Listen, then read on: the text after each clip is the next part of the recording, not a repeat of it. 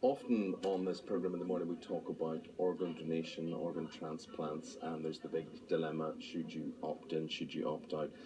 We have got a very beautiful woman with a very beautiful story, very amazing story. Her name is Emily Hoyle. Emily, good morning to you. Emily is a cystic fibrosis sufferer, and donation has meant what to you, and what did you have donated?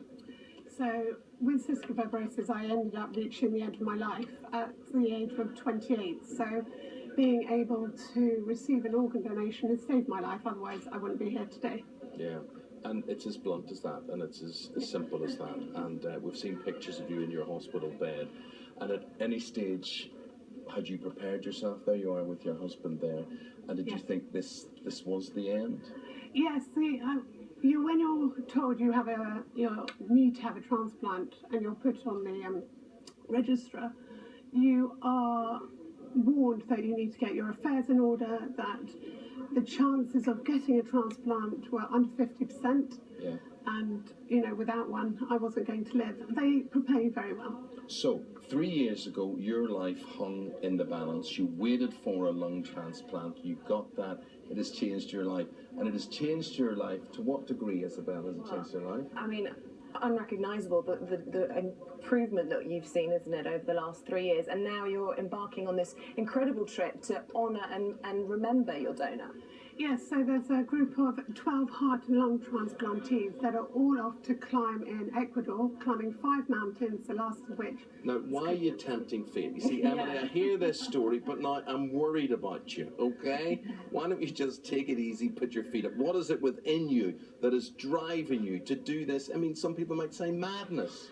So there's a number of reasons that you want to do this for, and I probably wouldn't have done it before a transplant, but firstly, I want to raise awareness and sort of show people what is possible after a transplant. It's such a great gift, and what a great gift of life it really is.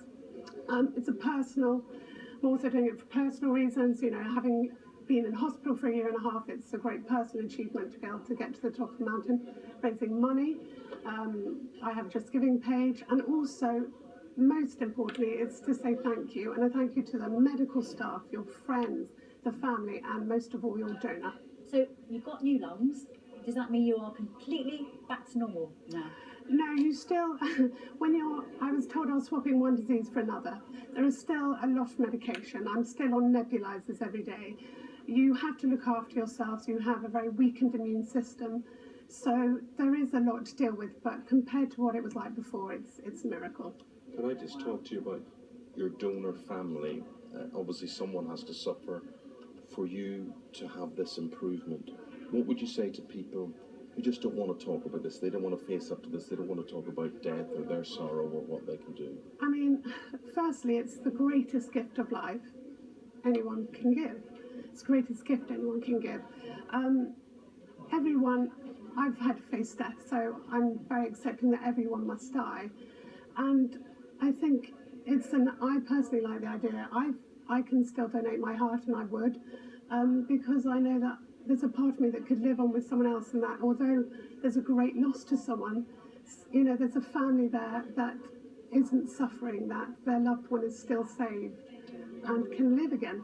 Okay, and you enjoy it, and I suppose we'll have to have a whip right now to donate to her Just Giving page. Now you've come in and done all that. Yeah. Good luck to you. Thank you very much. Thank you very much. If you're climbing mountains in the UK, here's the weather picture.